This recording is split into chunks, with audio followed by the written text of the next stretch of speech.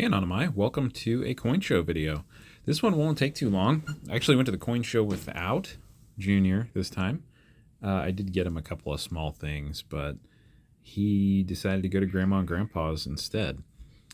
I have been working mostly on the Washington Quarter collection, which I am nearing completion on, except for the proofs. I'm not quite done with the proofs.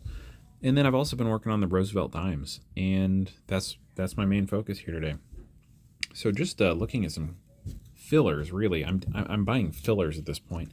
Having a hard time finding these certain dates in the 30s at all. So as you can see, I've got a 34 Denver.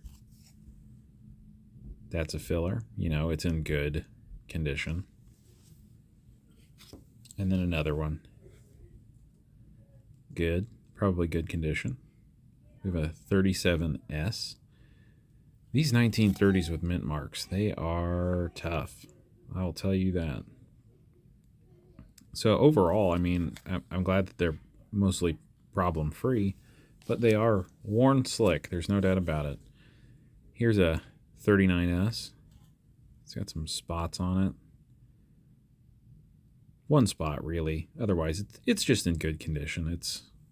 You can tell what it is. It's pretty worn out slick, though. There's an S. I haven't checked these for varieties or anything, but I bet they're pretty ordinary. Now, what I was spending most of my money on this time was I turned in some silver, and I got the tougher dates, some of the tougher dates, in the proofs. So let's just walk through them here. In the Roosevelt dime series, it begins in 1946. And so the first proof that was actually struck in the Roosevelt series is this 1950. Let me zoom in. May as well. So this is the very first Roosevelt proof dime. And this is in great shape. There's no cameo to speak of. It's mirrored. This one, the dealer gave it a PR 64. I think it's primarily going to have to do with these little bit of milk spots down here below Roosevelt at the bottom of the bust, and then there's a couple more out here, and then just a touch more up here. So he hit it pretty hard for that, but this has pretty good eye appeal. This is what I'm about to say stands true for all proof coins. In 1955, the mint switched the way that they packaged the proof sets. And so in the middle of 55 and before, or in the middle of 55 and later, they shipped them in envelopes, in those little cellophane flat packs. And those were airtight. So the preservation on those overall is pretty good. They didn't all stay airtight, but a great lion's share of them did. Before that, they would actually put them in these little plastic baggies, flip over the top, and just staple them shut. And they would ship them to you in a box. So that would be the middle of 55 and older. You can go on eBay and see examples of these old box mint sets. And that's what these would have come in. So anything before 1954 and before becomes a little harder to find in a really blast white, kind of non-toned condition. Some of the toning is beautiful because it's not airtight. Others are really hideous. So it really runs the gamut when you get before 1954 on proof quality. Many of them just haze. And in this case, this one has just a tiny bit of haze, but I think most of that is actually strike quality. It's a little bit more frosty than it is mirrored, but that's a 1951. Second year Roosevelt. The same thing holds true back in the 50s is when they resumed proof production. They did it in the early 40s. I want to say up till 1941 or 2, I can't remember. But they resumed in 1950, post-war. And so this is the first year of Washington after they resumed. However, the Washington series does have some early proofs that I have not even begun collecting yet. But here's your 1950, first year of resumed production. No cameo again. The 1950 set had something like 51,000 minted, so it's a very low mintage item. In the 1951, went up slightly to like 57,000. And then this one's really my favorite of the bunch. 1951 proof Washington. This one has really kicking luster. Really kicking luster. Although the mirror is not quite as strong. So I don't know what that means as far as value or grades, but the eye appeal on this one is really exceptional. So I'm pumped about this one the most. This is my favorite one of the bunch.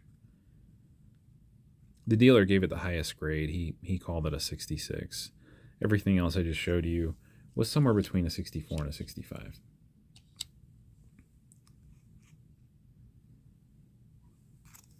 Anyway, I'm just sharing that one. I really liked it. And then last but not least, when I have a couple bucks left over in my pocket, I like to dig around in the bargain bins and see what I can find. I'm trying to decide if that's an 1895 or an 85. I'm thinking I'm leaning toward 95. I might pull up some others, some examples on the internet and see if I can match the fonts or something. And then I need the 85. That's why I bought it. This one is damaged. Yes, it is. But my Indian Head album is nothing fancy. I'm just trying to fill the holes for fun. And so when I dig around in those bins, I look for the years I don't have. And 1909 is kind of a little bit of a better year.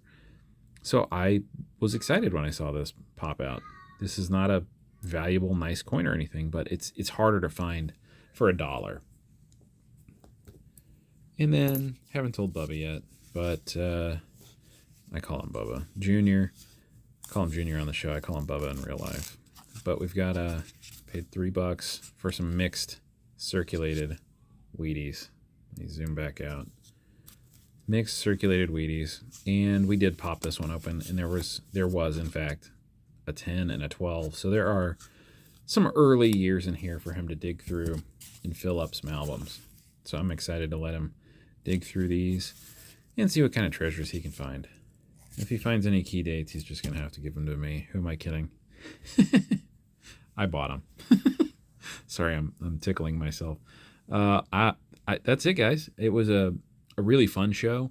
I spent all my money on these proofs because one of my dealers, he's not really my friend, but he's friendly with me, told me that he was going to have those proofs there this month, and I brought some extra silver to trade in to make that happen. And sure enough, he had them all carded up, and I was very excited to see them. I'm going to put those in my album, and I'm very excited to have them forever and ever. So thanks for watching, guys. I really appreciate this. I hope you like our videos. Leave me a comment down below, especially this time. I'm looking for any ideas that you guys might want us to talk about, any topics you want us to talk about, or any questions or informational videos. I'm happy to take that feedback. So click that like button, leave a comment down below, subscribe to us, and you'll see all our new videos. We'll see you guys in the next one. Happy hunting.